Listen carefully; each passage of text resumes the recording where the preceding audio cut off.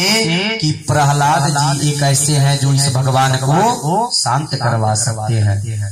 प्रहलाद जी से जब सब देवी देवताओं ने कहा तो प्रहलाद जी जा करके नरसिंह भगवान के सामने हाथ जोड़ लिए कि प्रभु शांत होइए, जिसलिए आपका अवतार हुआ था वह तो हो गया, अब शांत होइए। उसके बाद नरसिंह भगवान ने प्रहलाद जी को गोद में बिठा लिया, कहा पुत्र मांगो, मैं तुम्हारी भक्ति से बहुत प्रसन्न हूँ, मांगो तुम क्या मांगना चाह रहे हो। प्रहलाद जी ने कहा प्रभु देना चाह रहे हैं तो मुझे यही दीजिए कि आपका अटूट भक्ति मेरे अंदर बना रहे, और वरदान यह दीजिए कि आज तो मेरे पिता को मार दिए, लेकिन आज के बाद आप मेरे कुल में किसी को नहीं मारेंगे। भगवान ने कहा तथा अस्तु प्रहलाद, जाओ, आज के बाद मैं तुम्हारे वंश में किसी को नहीं मारूंगा, लेकिन एक बात याद रखना, अगर किसी को अहंकार हो जाएगा तो मैं उसके अहंकार को अवश्य विनाश करूंगा। प्रहलाद जी ने कहा ठीक है।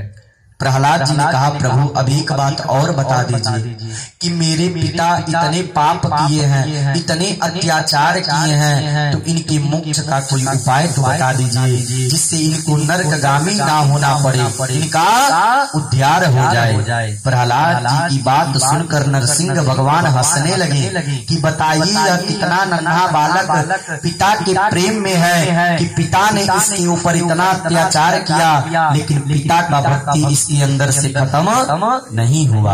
नरसिंह भगवान ने कहा बेटा बताओ, जो मेरा नाम लेता है तो मैं उसका उद्धार कर देता हूँ, तो तुम्हारे पिता का तो उद्धार वैसे ही हो गया क्योंकि इसका मृत्यु मेरे हाथों से हुआ है, इसमें क्या सोचना है। प्रहलाद जी प्रणाम किए नरसिंह भगवान को, और नरसिंह भगवान वहाँ से जाने लगे। जब जाने लगे तो जब हिरण्यकश्यप इतना अत्याचारी था, उसके पाप की खून उन भगवान के नाखून में लगे थे तो जलन हो रहा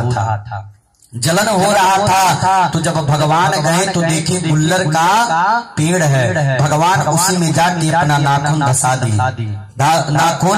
धसा दिए, जिससे भगवान को तृप्ति हुई। भगवान को तो तृप्ति हो गई। गुल्लर ने कहा भगवान मैंने आपके इस जो यह जलन था उसको शांत किया, तो आप भी मुझे कुछ वरदान दीजिए।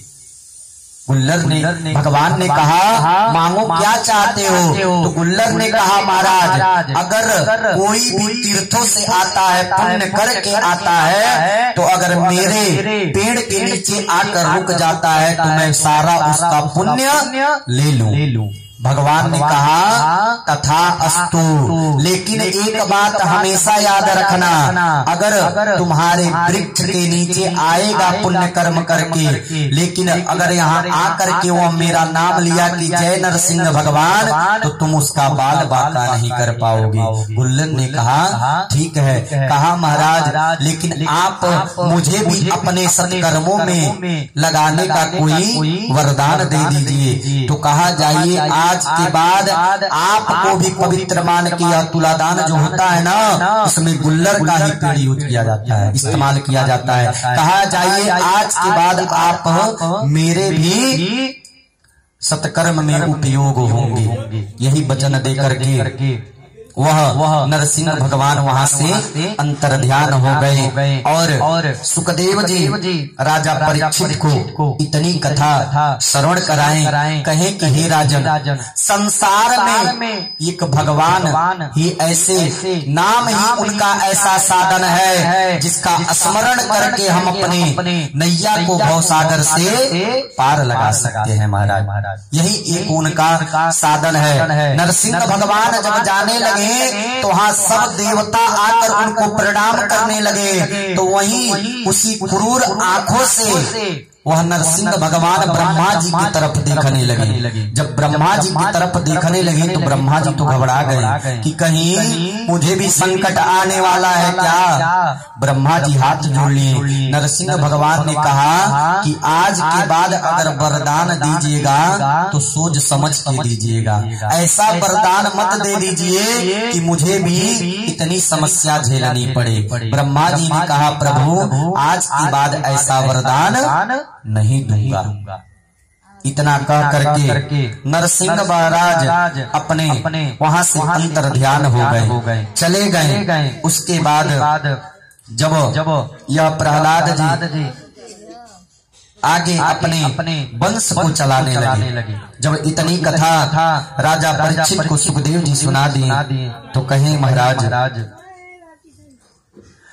कि यह जो संसार में प्राणी है इसको अपने कर्म के अनुसार ही फल मिलता है। अब शिक्षा दे रहे हैं उनको, यह गृहस्थ आश्रम की शिक्षा समझा रहे हैं। इस राजा परीक्षित को कहा कि जो दत्तात्रेय जी थे वो मुनि थे, वो अपने जीवन में 2 ही गुरु विशेष बनाए। किसको? कहा एक अजगर को